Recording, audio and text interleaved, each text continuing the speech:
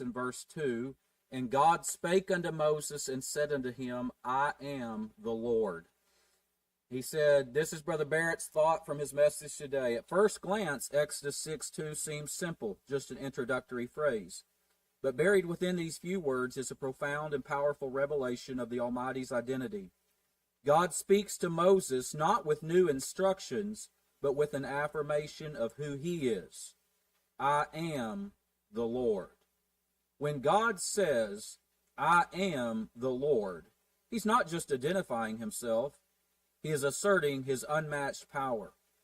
Moses had just come from a discouraging meeting with Pharaoh where Israel's situation worsened. But God doesn't begin by giving Moses a strategy. He begins by revealing his sovereignty. Before the plagues, before the Red Sea, before Sinai, God reminds Moses, who I am is more important than what you see. That's it right there. Who I am is more important than what you see. Our God is still the Lord, the same God who crushed Egypt's might with plagues, who split the Red Sea, and who thundered from Sinai, is our God today. His arm is not shortened, his hand is not tied, and his heart is not indifferent.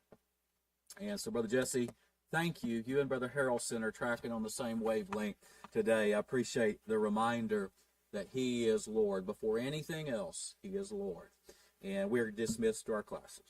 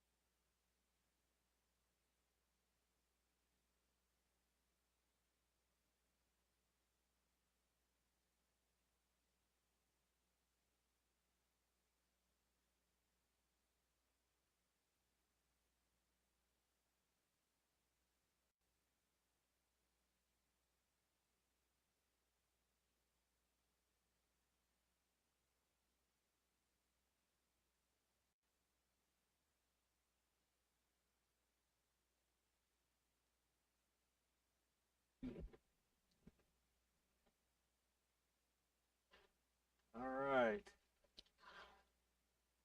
Well, before we start, and by the way, we'll be in 2 Peter chapter 3, where we're going to start today. And then I'll be all over the place. But I just wanted to pray for a couple of families that I know that are grieving today. I don't know any of you remember Wayne Veach. He taught here in Seymour School for a long time. Wayne and Sue, they live over Centerville. But when Cheryl and I accepted Christ and we started going to church in a little down there to a little country church in Livonia, they were members there. And so they were this is a couple that was real instrumental in our life when we were baby infant Christians, and they pulled up alongside of us and made friends with us and watched over us, and eventually we parted ways, but we always kept in contact with them. In fact, Wayne had he had twin sisters that both passed away. I never met either of them, and he called me, and I conducted the funeral services on both of them, and then also a nephew of his that was from Hawaii that I obviously never met. And so I saw him just 2 weeks ago. Cheryl and I went in. We stopped in a restaurant and went in one evening, and this was 2 weeks ago, and there he sat with his family. And I walked up and spoke to him, and he sounded weak, but he had his kids with him, his grandkids, and his wife tippy-toed over to our table and said that he was on hospice care, that he had real severe COPD. So at any time he could just give out. And that was 2 weeks ago. And so we having his funeral on Tuesday. So we just need to pray for the Beach family. And then we had a tragedy in Unionville, and with a Gilworth family. And just, I'm not going to go into any details on it. You'll read about it soon enough in the news. So just pray for the Gilworth family. It is a tragedy.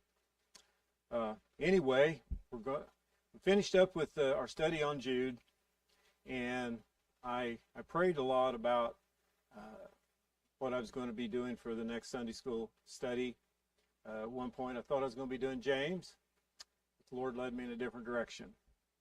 I just couldn't get settled. I went and was reading it, and I read through the book, and I started studying it, and I don't know, I just couldn't. I don't know, it just didn't seem right to me. And so the Lord led me to a different subject, and that subject is going to be, we're going to be looking at for quite a while probably, is going to be on the second coming of Jesus Christ. And, I guess I've lived long enough now that I've seen a lot of things take place in our world. And, it just seems like every single thing has changed. The world as a whole has completely changed. The way our government is run has changed. It seems like society is and our culture's changed. And I don't know, there seems to be something in the air that just even lost people, I think, and obviously a lot of believers, there's just something telling them that something's not right.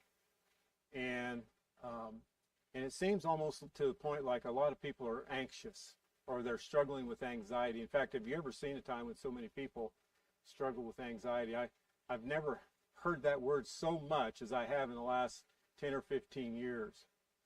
And people that you wouldn't even think of I've had people adults call me and say, I'm having an anxiety attack today. And it's like, I don't even know what one of those are. But they're having them, whatever they are.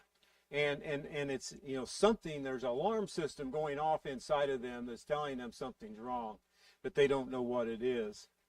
And, but, you look around and just look at what's going on. Just watch the news. Watch the news for a week. It's overwhelming, the things that's going on around the world right now, even around our nation. We're being bombarded with bad news. We see that crime is increasing. It's getting more violent. Obviously, terrorism, since 9/11, terrorism is a threat. Just this week, a terrorist walked into and killed two young Jewish couple, and gunned them down, and all over what's going on in Palestine and all that. And we look at our justice system, and there's no justice hardly anymore, especially for the affluent. They get away with just about anything. And people are just sensing that something's not right. And so, in spite of all the prosperity and everything,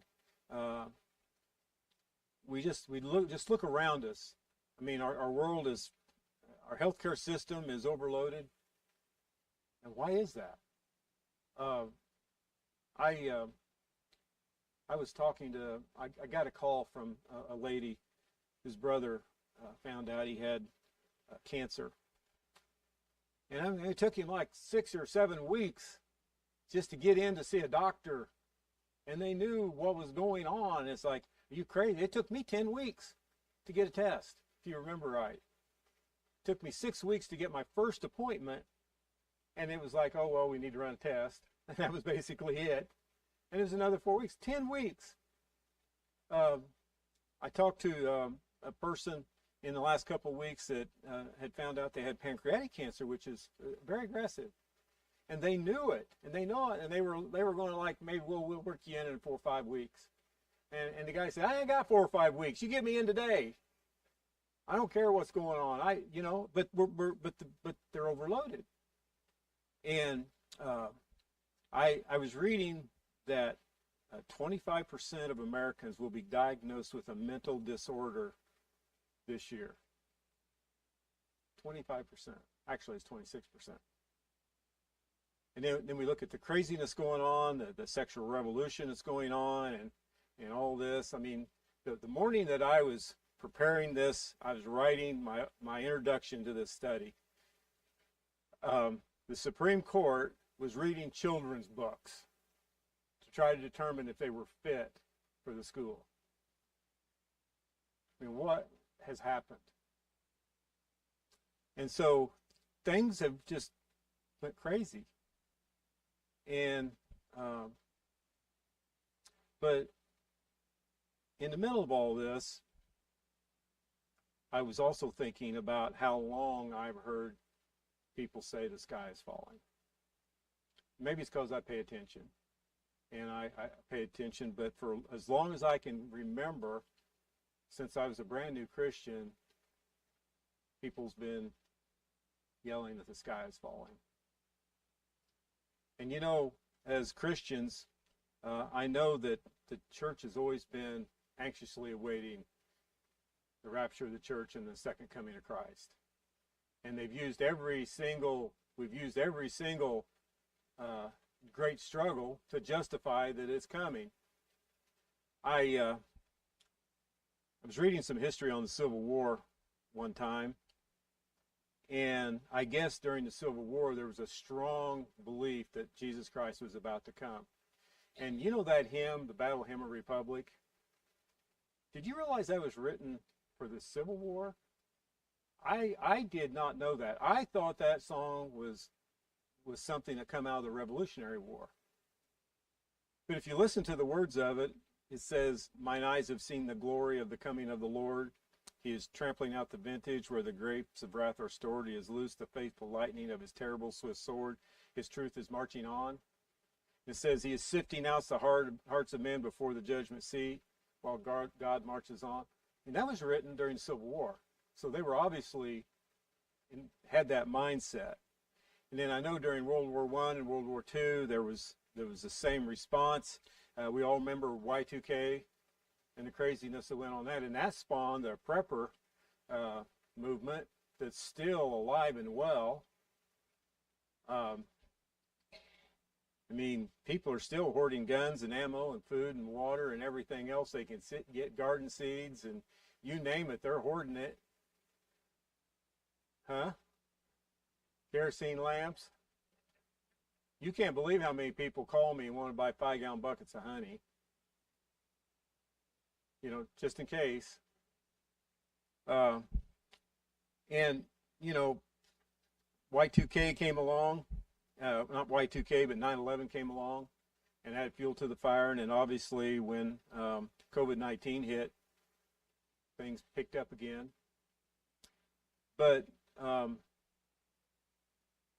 the one hand, people are anxious, or at least people who are paying attention, they're anxious and they're frustrated and they're unsettled and they're worried.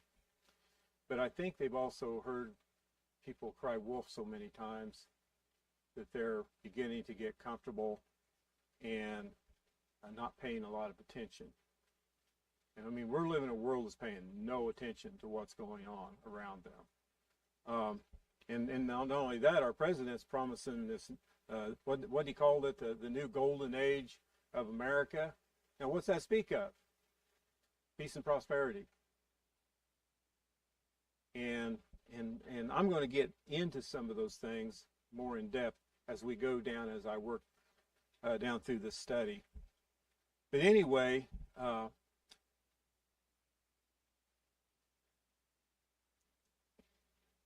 I think a lot of Christians are not living with a sense of urgency, and I think that's partially because of false doctrines like amillennialism and replacement theology has started to infiltrate the church, and people don't think that there's going to be there's a large percentage of the church doesn't believe in the pre-tribulation rapture of the church, and a lot of them believe the tribulation's already been fulfilled. And they're always teaching that they're teaching their people that the events in the book of Revelation they've already taken place. And so I think even a lot of the churches are no longer busy about the Lord's work, seeing that their window of time is short. And so that caused me to think about what Peter was writing about here in Second Peter chapter 3. And I want to read a few verses to you, and then we're going to start looking at this study. It says in verse 1, he said, "The second epistle, beloved, I now write," and that's 2 Peter chapter 3, verse 1. "The second epistle, beloved, I now write unto you, in both which I stir up your pure minds by way of remembrance, that ye may be mindful of the words which were spoken before by the holy prophets, and of the commandment of us, the apostles of the Lord and Savior, knowing this first, that there shall come in the last days scoffers, walking after their own lusts, and saying, Where is the promise of his coming? For since the fathers fell asleep, all things continue as they were from the beginning of creation. For this they willingly are ignorant of." Now I'm going to skip on down to verse 8. He said, "But beloved, be not ignorant of this one thing, that one day with the Lord is as 1,000 years, and 1,000 years is one day. The Lord is not slack concerning his promise, as some men count slackness, but is longsuffering to usward, not willing that any should perish, but that all should come to repentance. But the day of the Lord will come as a thief in the night, in the which the heavens shall pass away with a great noise, and the elements shall melt with fervent heat. The earth also and the works that are therein shall be burned up. Seeing then that all these things shall be dissolved, what manner of persons ought ye to be in all holy conversation and godliness?" And so, obviously, Peter tells us here that there's a day of the Lord coming. But he also says that people are scoffing at that. They're scoffing at, he says, knowing this, that there shall come in the last days scoffers, walking after their own lusts, and saying, Where is the promise of his coming? Which, by the way, obviously points to the imminent return of Christ. We will discuss that subject at some point down the road, the imminent return of Christ. And I can share a man that I had to deal with years ago in my Sunday school class in Unionville over this issue. And it was pretty serious. But anyway, he said there's going to be scoffers coming. What is a scoffer? Used to describe a scoffer. What are you talking about? Someone who mocks? All right. Brother Henry? Okay. Unbelievers? All right. And you're basically right. I mean, scoffer basically means a mocker or one who ridicules. It also means someone who treats lightly that which ought to be taken seriously. And so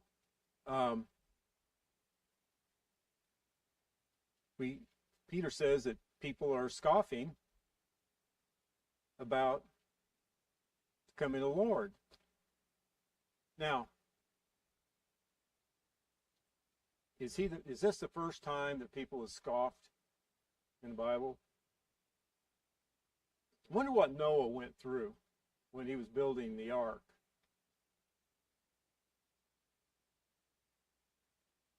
I mean, think about Lot. I mean, Lot basically had to be drug out of Sodom. We could go through a lot of examples probably of scoffing. But, I was thinking about this, and I remember hearing from some of the older Christians of a day when a preacher would come into town, or the preacher in the church, whether it be a tent revival or just the pastor preaching from his pulpit, and he would stand up and he would preach on hellfire and the coming day of judgment, and people would respond. People would literally be shaking in their pews, just waiting to run to the altar. I remember at Livonia, we had the only tent revival I ever went to. And we had a tent revival in Livonia one time. And for the life of me, I can't remember. I was a brand new Christian. And I remember sitting, and this guy was, he didn't hold anything back. And I clearly remember him when he was, and give the altar calls, and the altar would just flood with people. And I think one time, didn't you share with me that there was revival over at Midway?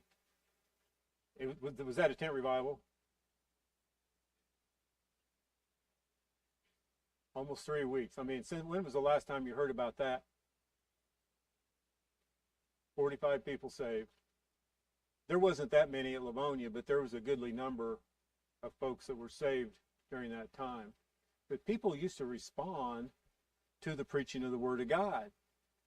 But it's almost like now it falls on deaf ears. People hear it, they hear the warning of it, it's like they yawn and just go on about their day, going about their life.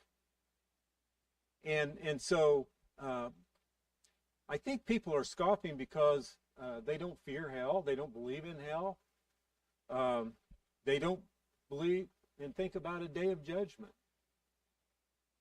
One of the things in the jail at some point, especially if the men are coming to the study but they're not responding, as I said in the message that I had last Sunday, we will oftentimes talk to them about the judgments, the great white throne judgment and the judgment seat of Christ, and we will often make them think about and consider the fact that someday they're going to be standing before God and giving an account. And but what's scaring people today? What is the thing that is scaring our culture today? Something is frightening them because there is this air that something bad's about to happen. But what is it? Okay, they're unsettled, but why? What's the subject? Okay, there is talk about financial collapse, that's for sure. But you know what? If you don't have anything, you don't worry about financial collapse. They used to talk about recessions back in the early 80s when, the recession really hit Putnam County. Our life never changed a bit because we were so poor. We were always in recession in Putnam County. So recessions doesn't shake too many of us, but there's something that's shaking our culture. Okay, there's the talk of World War III, and obviously we're going to talk about that down the road. But it's something that some of us not even thinking about. Yeah, brother. Pestilence and sickness, all right. Okay, let me make it easy for you. 73% of Americans today, that includes Christians, believe one of the greatest dangers to our culture is climate change.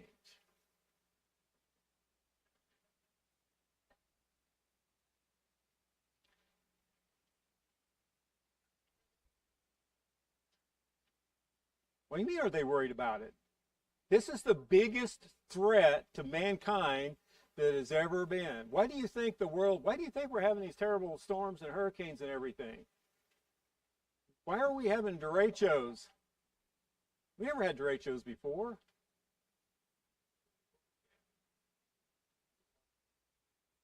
By the way, I'm going to address all this down the road.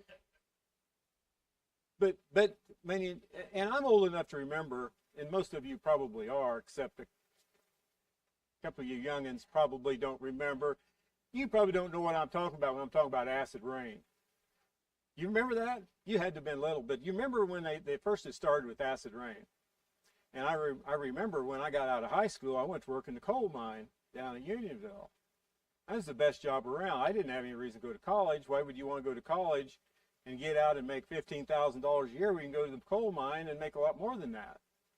And we were really doing great for about 5 years until we got the wrong administration in Washington, and They began to be worried about acid rain, which was coming from burning of the coal because the coal had too much sulfur, and we were mining high sulfur coal. And even though we built a multi-million-dollar thing to clean the coal and wash the sulfur out of it, they regulated us out of business. So by 95 or so, we were finished. But then it went, when the acid rain thing kind of blew over, then it went to, there was a hole in the ozone. And so we were all going to burn up, or we was all something, you know, well, look around, look at all the people who's got skin cancer. Look at me, man, I'm missing part of my ear. But then that blew over. Then the next thing was what? Global warming.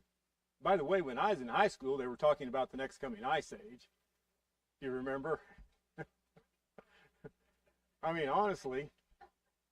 And so I was having trouble processing all this because, you know, they were talking about ice age, coming ice age when I was in school, and now they're talking about global warming.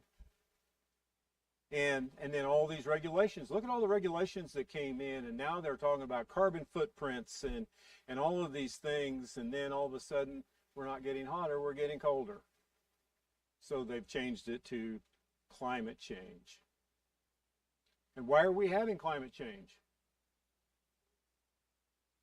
Oh yeah, but what's the reason? What's causing it? What?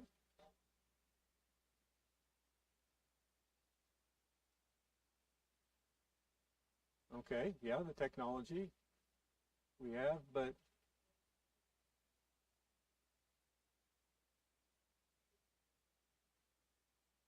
right.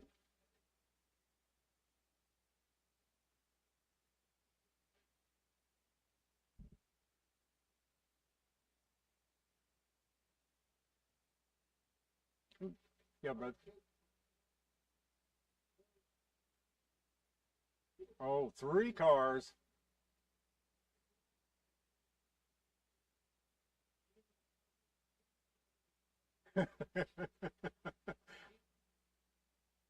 Yeah, you guys were real polluters, you know, even though you could walk to work. Now you're too old. But you know, you look. I mean, there was all this worry about all of the gas fuel, you know, the gas exhausts, and then, you know, and so then, you know, how long comes heat waves and droughts and floods and earthquakes, and it's all because you selfish people are not putting the environment first.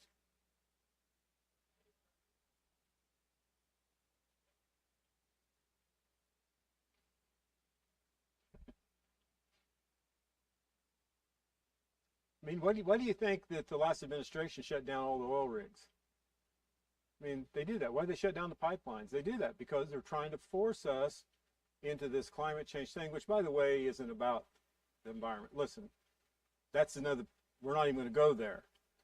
But it has nothing to do with the environment, by the way. This is just the tool they're using to control and scare people. But this is what people are worried about, you know. So everybody's running. You know, they were all running and getting electric cars until Elon Musk became the head of Doge. And so all them Teslas are out there back on the market. No one, but you know, electric cars, appliances, and basically the storyline they're telling us is if we don't straighten up, it's going to lead to famine and pestilence and disease and warfare and all of these things. And so what I'm saying is all of this craziness that we see all around us is just, I talked about this just to lay the groundwork for the study that we're going to have on these last days, on the rapture of the church, and the second coming of Jesus Christ.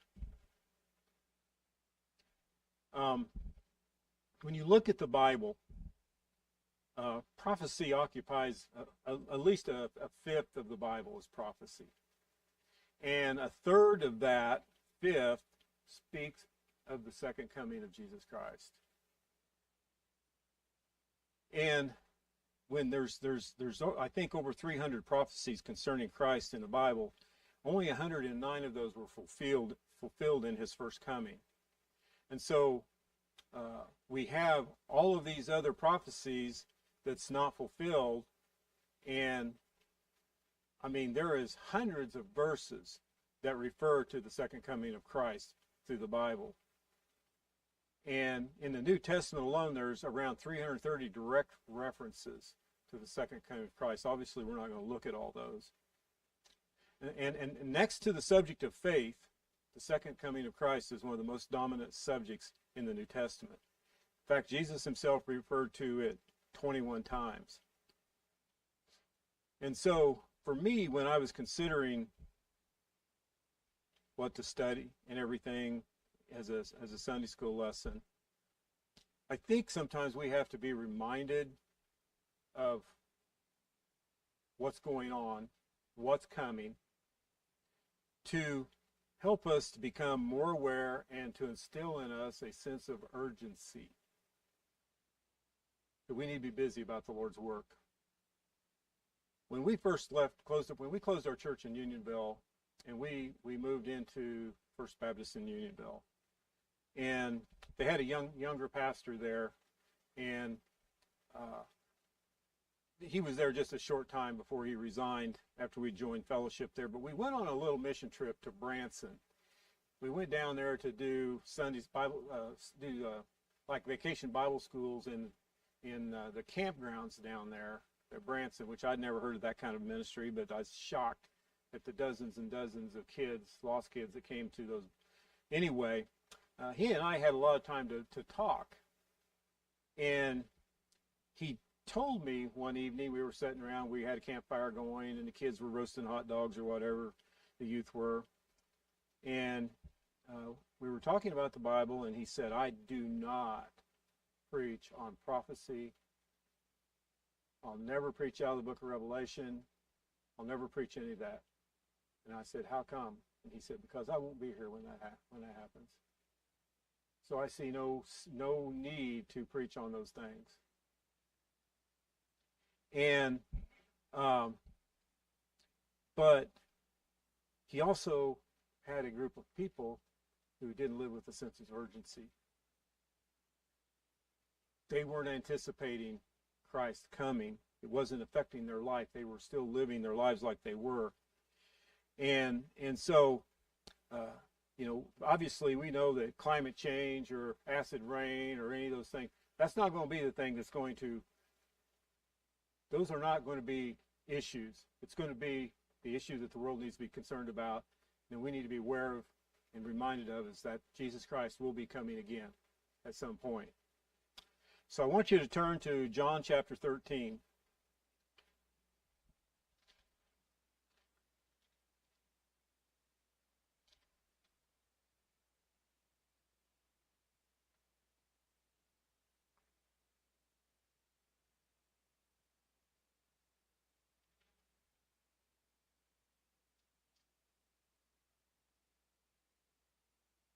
John 13. Now, when we look at John 13, we know that Jesus is giving his disciples his last instructions. The cross is imminent, and this is kind of his farewell instructions to them. And he's going to remind them that it's time for him to leave, and it's up to them to carry on the work that he's trained them for, and he's equipped them for, and instructed them. And so it's going to be coming pretty quick. They're going to be on their own, and it's up to them to carry on what it was that he taught them and what he's going to do. And so I'm going to jump down to verse 32, and I'm going to not go through all of this, but I'm going to start with verse 32, and I'll focus on one verse to begin with, and then we'll move on and read some more. He says in verse 32, if God be glorified in him, God shall also glorify him in himself, and shall straightway glorify him. Little children, yet a little while I am with you. Ye shall seek me, and as I said unto the Jews, whither I go, ye cannot come. So now I say to you, a new commandment I give unto you, that ye love one another as I have loved you, that ye also love one another. By this shall men know that ye are my disciples, if ye have loved one another. And so as he's preparing them for his coming crucifixion and his ultimate return to heaven, in verse 33, he said, Yet a little while I am with you, yet ye shall seek me. And as I said unto the Jews, whither I go, ye cannot come. So he's giving them these instructions, but he's basically telling them in a short time, I'm going to die, and where I'm going, you can't come. But they don't, obviously, or they're not thinking about him dying. But he knew that he was going to die, and that he was going to go to some place where they couldn't go. And so here they are. You've got these men, they've been with him, they've been walking with him every day, 24 hours a day. And I wonder what's going through their minds when he says, I'm going somewhere that you can't come. What you think about that?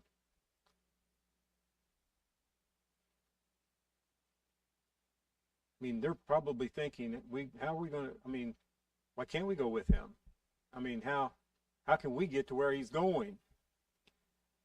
And so instead, in the time that he's gone, he says for them to love one another as he had loved them. And this is how the world was going to know them. But this didn't calm their hearts any. And but he gives them some interesting instructions on loving one another in the meantime. And it made me think, just real quickly here, I want to touch on something.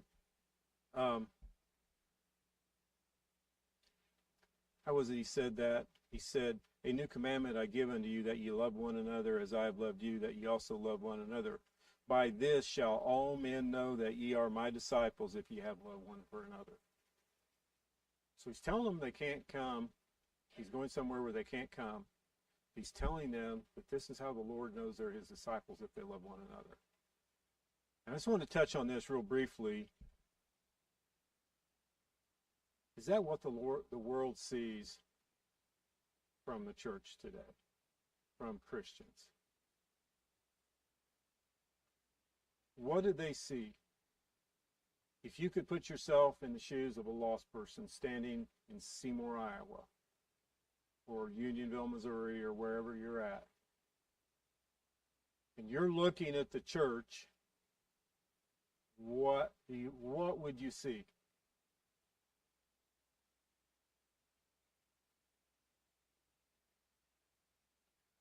Okay, you see a clubhouse, all right? It's an interesting concept. Fighting and bickering.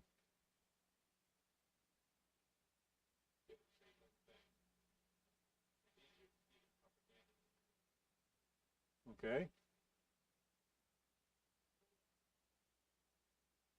Or we're so high-minded that we look down on everybody. Hypocrites. Yep.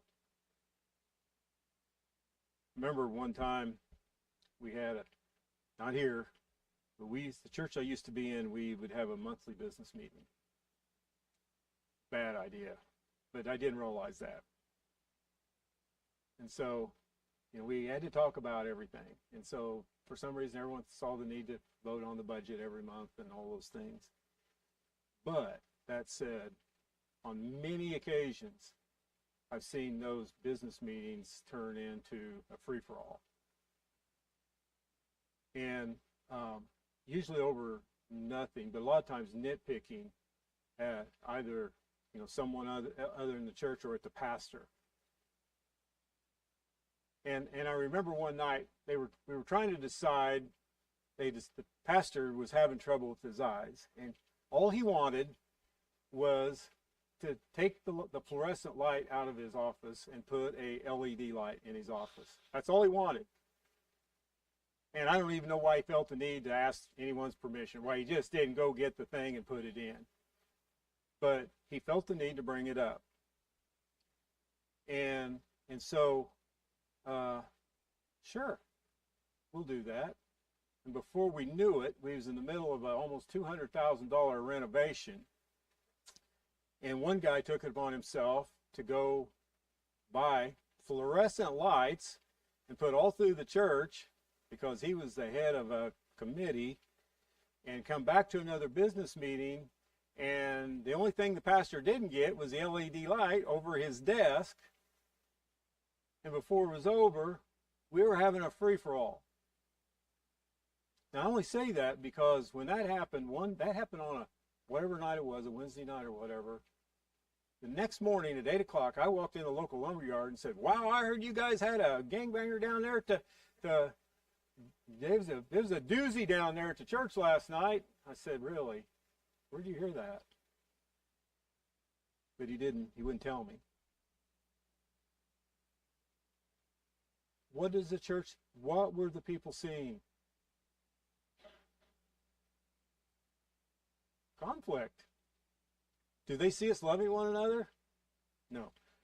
Listen, I'm not going to go on any farther. You understand what I'm saying. This is important. But anyway, let's get back to the subject. Verse 36. Simon Peter said unto him, "Lord, whither goest thou?" Jesus answers him, because he wants to know, where are you going? Jesus answered him, said, "Whither I go, thou canst not follow me now, but thou shalt follow me afterwards." Peter said unto him, "Lord, why cannot I follow thee now? I will lay down my life for thy sake." Jesus answered him, "Wilt thou lay down thy life for my sake? Verily, verily, I say unto thee, the cock shall not crow till thou hast denied me thrice." So Peter doesn't basically take no for an answer. He wants to know where he's going, and he wants to go.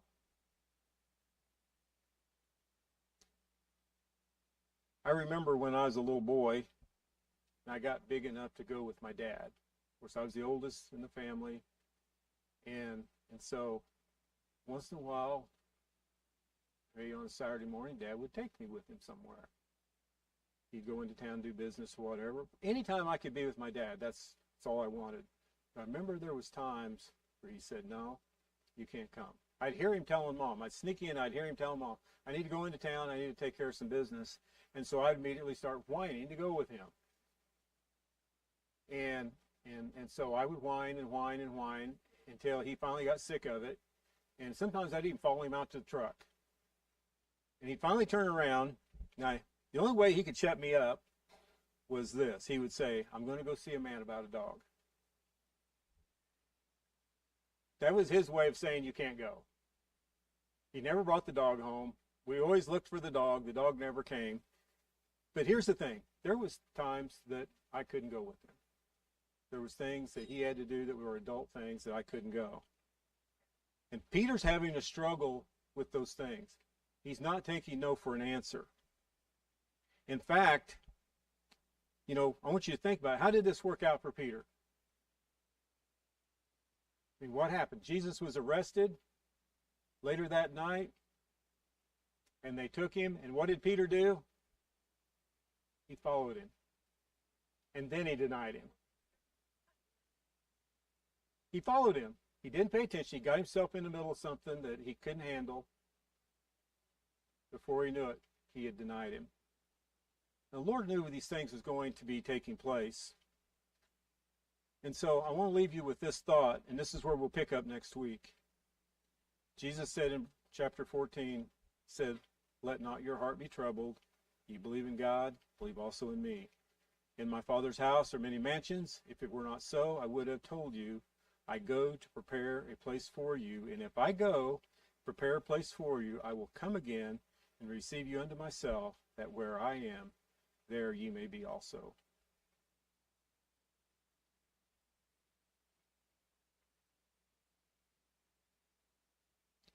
Do you think Jesus knew what these men was going to be facing and what believers down through the ages was going to be facing? I want you to think about this as we close up. Have you ever been so discouraged or so sorrowful or you found yourself in some sort of a fiery trial, that you just think to yourself, Lord, I wish you'd just come.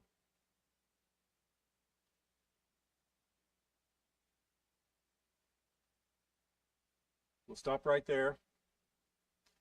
We'll pick up, and we'll start digging into this a little bit deeper next week.